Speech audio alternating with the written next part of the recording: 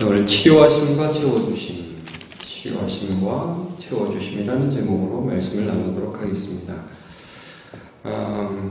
이제 오늘 본문 역시 계속해서 엘리사의 사역을 말씀해주고 있는데, 엘리사의 사역이 이제 엘리야라는 그의 스승의 사역과 계속해서 연속선상에서 나타나면서 하나님께서 어떻게 어지러운 세상 가운데에서도 이 엘리야와 엘리사를 통해서 하나님의 사람을 또 보호하시고 치료하시고 먹이시고 입히시는가 하는 것들을 오늘 말씀을 통해서 계속해서 전해주고 계십니다.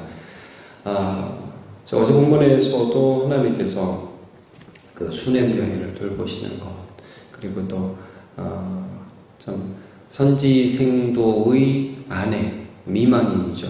선지생도 죽고 나서 그 미망인을 하나님께서 어떻게 돌보시는가 하는 것들을 엘리사를 통해서 우리가 이제 쭉 보았고, 오늘 본문에 보면 이렇게 시작을 합니다. 이제 오늘 본문에 두 가지 사건이 나옵니다. 한 가지는 이제 국 사건입니다. 국 사건, 스프 사건이고 먹는 거에 관계된 사건입니다. 또 하나는 이제 보리떡과 채소 한 자루에 관련된 그런 사건이 기록되어 있습니다. 먼저 여러분 여기 국 사건을 보시면 이게 뭐냐?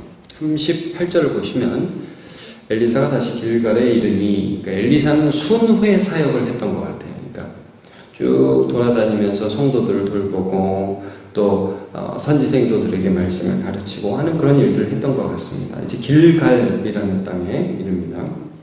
이스라엘 북쪽에 있는 땅입니다. 그 땅에 흉년이 들었다 이렇게 말씀을 합니다. 그러니까 여러분 이 흉년이라는 것이 엘리사의 때에도 있었지만 엘리야의 때에도 흉년이 있었던 거 기억하시죠? 그러니까 아합이라든지 아하시아, 여호람 이런 왕들이 북이스라엘의 나쁜 왕들이거든요. 북이스라엘은 하여튼 왕 전체가 다 나빴습니다. 이스라엘에는 남유다에는 8왕 정도가 좋은 왕이 있었습니다. 하나님을 경외하는.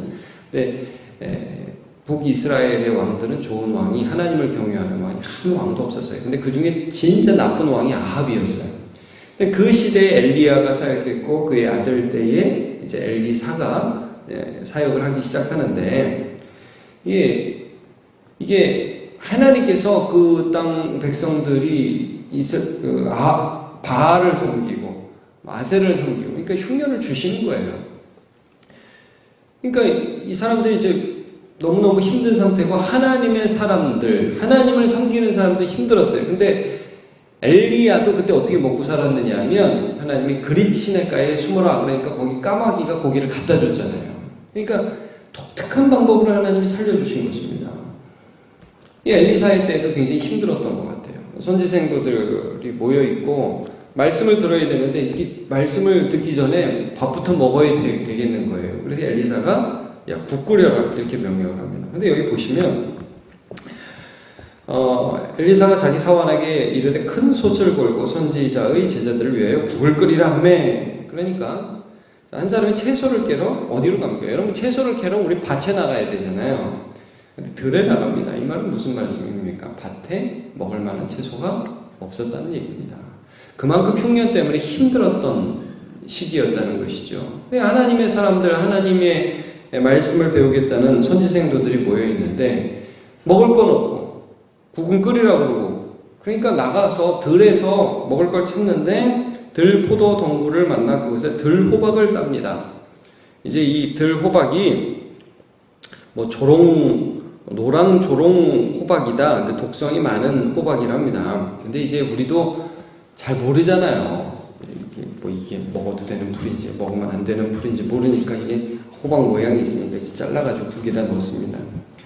근데 이제 퍼다가 우리에게 주워 먹게 했는데, 국을 먹다가 하나님의 사람이야, 엘리사 선생님, 소채 죽음의 독이 있나이다 하고 능히 먹지 못하는지라. 이게 맛을 보고 아는 건지 먹다가 한 사람이 떼굴떼굴 구른 건지 정확하게 모르겠습니다만, 하여튼 먹다 보니까 이게 먹을 수 있는 게 아닌 거예요.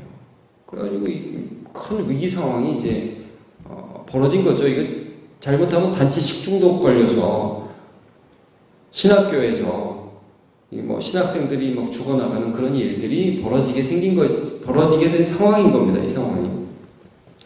근데 엘리사의 처방이 굉장히 웃기죠. 41절에 보면 엘리사가 이르되 그러면 가루를 가져오라 하여 솥에 던지고 이르되 퍼다가 무리에게 주어 먹게 하라 하며 이 솥 가운데 독이 없어지니라.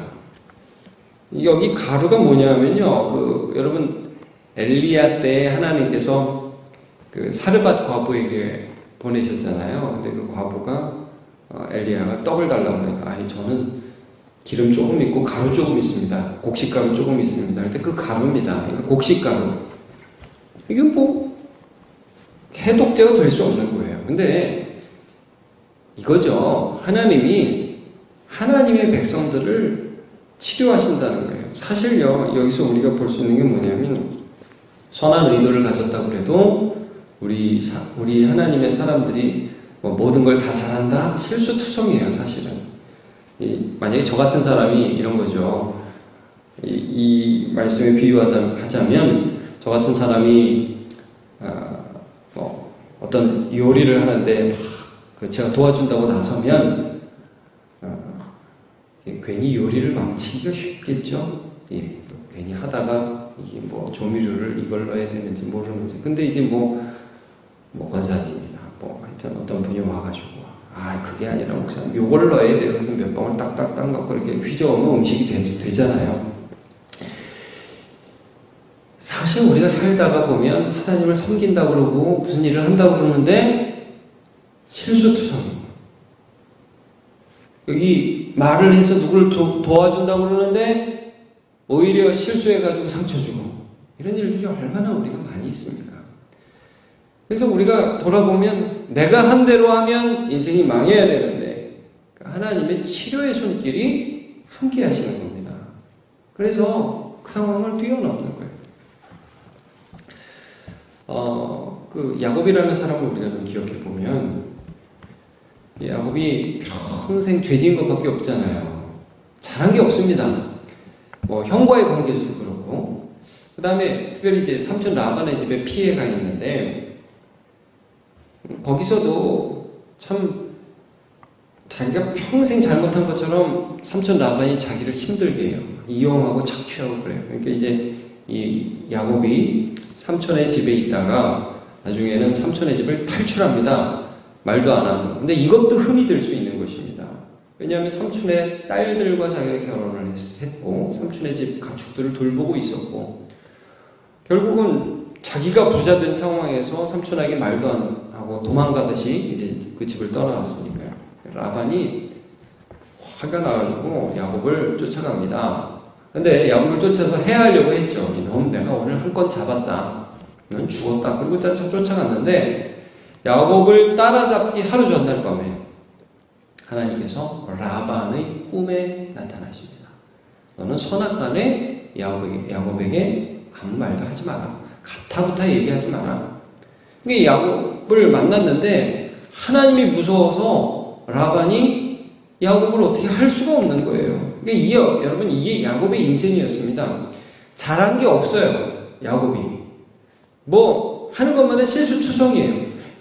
이런 거 있죠?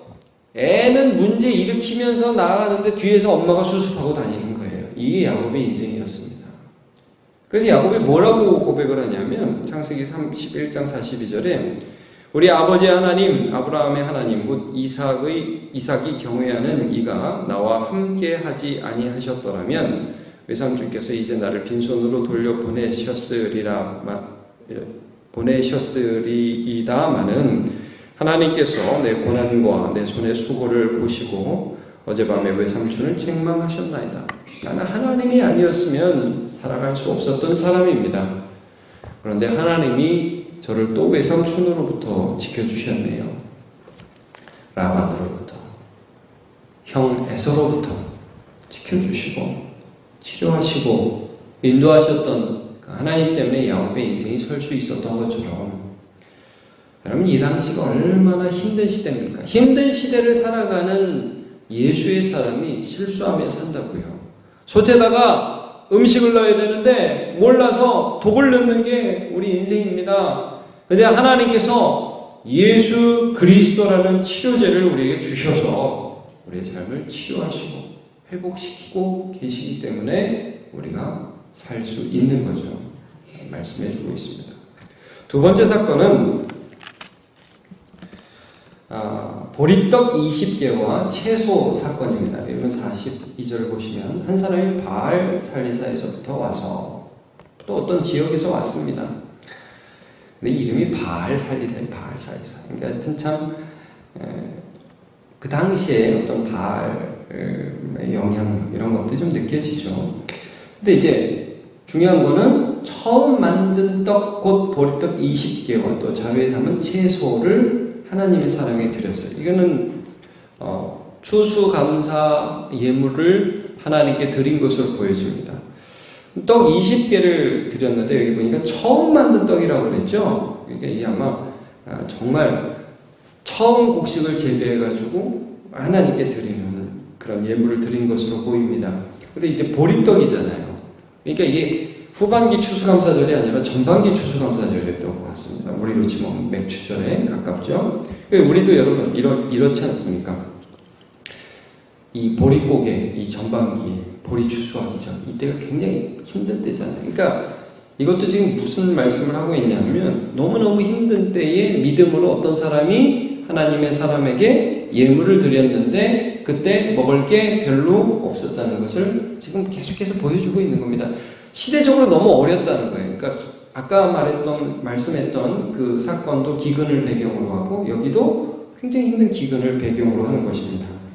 근데 보리떡 20개와 자루에 담은 채소를 하나님께 드렸으니까 떡 20개가 떡이 얼마나 있는지는 잘 모르겠지만 한 명이나 몇 명, 리더그룹 몇 명 모여서 먹으면 그냥 동이 나는 그런 정도의 양이었겠죠. 그런데 이거를 딱 엘리사가 받고 나서 뭐라고 말씀을 하느냐 하면 무리에게 주어 먹게 하라 그럽니다. 자, 이거 다 나눠 먹어라. 떡 20개, 채소 한 자루. 그러니까 그 사환이 어찌 이것을 100명에게 주겠나이까? 아니 이거 두세 사람, 대여섯 사람 먹으면 모를까? 이걸 어떻게 100명이 먹습니까? 엘리사의 대답이 여호와의 말씀이 그들이 먹고 남으리라 하셨느니라. 우리가 볼 때는 안 돼. 근데 하나님의 말씀이 먹고 남는다고 그랬으니까 야 너는 갔다가 해. 순종해. 자 여기 보십시오. 그가 그들 앞에 주었더니 여호와께서 말씀하신 대로 먹고 남았더라. 그러니까 하나님의 말씀이 이루어진 거죠. 하나님의 말씀대로 된 겁니다. 지금 가진 대로 되는 게 아니라 하나님의 말씀대로 된다. 여러분 당연히 이 말씀을 볼 때 우리가 가장 먼저 생각나는 사건은 오병이어입니다. 그렇죠? 떡 5개 물고기 2마리로 5,000명을 먹이시는 예수님의 기적이 연상이 됩니다. 예수님께서 한 어린아이가 가져온 떡 5개 물고기 2마리를 가지고 제자들을 시험하셨어요. 야 이거 갖고 몇 명이나 먹겠냐? 어떻게 하겠냐? 이 사람들을 어떻게 먹이겠냐? 이 제자들이 상상이 안 가죠. 이거 먹여라 그러니까 네? 이걸요? 기도하고 그냥 주셨어요. 그러니까 먹고 남았어요. 하나님의 말씀을 들으러 와가지고 해가 지고 이제 집에 가야 되는데 너무너무 배가 고파서 정말 힘들어하는 그 백성들을 불쌍히 여기셨어요. 여러분 그 당시에 예수님 당시에 이 가나안 땅에 살고 있던 유대민족들은 하루에 보통 한 끼 먹었답니다. 우리같이 하루에 3끼 먹고 사는 그런 상황이 별로 오래되지 않았어요. 여러분 우리 민족도 하루에 3끼 먹고 산 지가 별로 안 됩니다. 그러니까 사람들이 얼마나 배고프게 살고 얼마나 힘들게 살았는지 예수님이 그걸 불쌍히 여기셨어요. 이 예수님께 순종하고 하나님을 아는 하나님의 백성을 지금 하나님께서 살리시는데 가진 게 없는데 하나님이 그들을 불쌍히 여기시고 채워주시고 예수님이 가르쳐 주신 기도대로 일용할 양식을 주옵소서라고 하나님께 간구하는 자에게 하나님께서 채워주시는데 갑자기 하늘에서 무슨 떡이 막 팍 떨어지는 게 아니라 정말 이해할 수 없는 하나님의 방법으로 엘리야에게는 정말 까마귀가 음식을 갖다 나르지를 않나 사르밧 과부의 집에 곡식 가루와 기름병이 있어서 그것들이 끊어지지를 않나. 엘리사에게는 음식에 독이 들어갔는데 거기다 가루를 푸니까 독이 해독되지를 않나. 떡 20개, 한 부대의 채소, 이거 얼마나 됩니까? 근데 이것을 통해서 하나님께서 100명을 또 먹이시는 거죠. 하나님의 방법으로, 너무나 다양한 방법으로 하나님이 하나님의 백성들을 채워주시고 공급하신다는 겁니다. 이걸 이제 바울 사도는 뭐라고 말씀을 했느냐? 내가 풍부에도 처할 줄도 알고 공핍에도 처할 줄 알고 내가 일체의 비결을 배웠다. 내게 능력 주시는 자 안에서 내가 모든 것을 할 수 있느니라 말씀을 하고 있죠. 여러분, 이겁니다. 우리가 잘해서 하나님이 채워주는 거 아닙니다. 우리가 잘해서 하나님이 우리를 치료하시는 게 아니라 예수 안에서 우리가 하나님의 것이 되었습니다.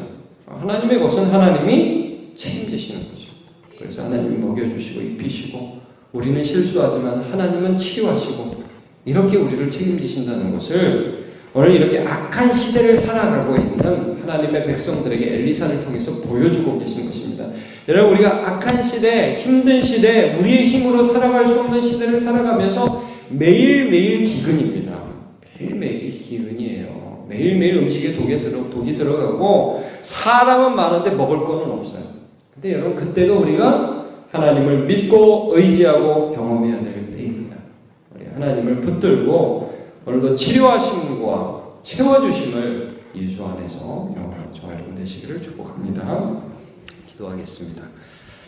하나님, 아합의 시대, 아시아의 시대, 여호람의 시대와 같이 악한 이스라엘의 왕이 다스리며 백성들은 바알과 아세라를 섬기고 하나님의 백성들은 기근 가운데 고생하며 어떻게 살아야 할지를 몰라 막막하고 실수투성이이며 부족하여서 막막한 그런 시대를 살아가고 있었던 그때에 하나님께서 엘리사라는 선지자를 보내셔서 엘리사를 통하여 그들을 치료하시고 그들을 먹이시며 하나님의 말씀은 반드시 이루어짐을 보여주셨습니다. 하나님, 오늘도 주님을 붙들고 예수 믿으며 살아가는 주의 백성들, 예수 안에서 예수 그리스도 안에서 하나님의 것이 된 주의 백성들을 오늘도 치료하시며 먹여주시고 공급하여 주시옵소서.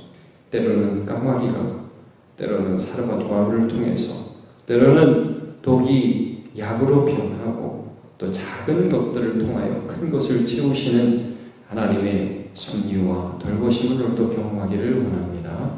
감사드리며 예수님의 이름으로 기도하옵나이다. 아멘.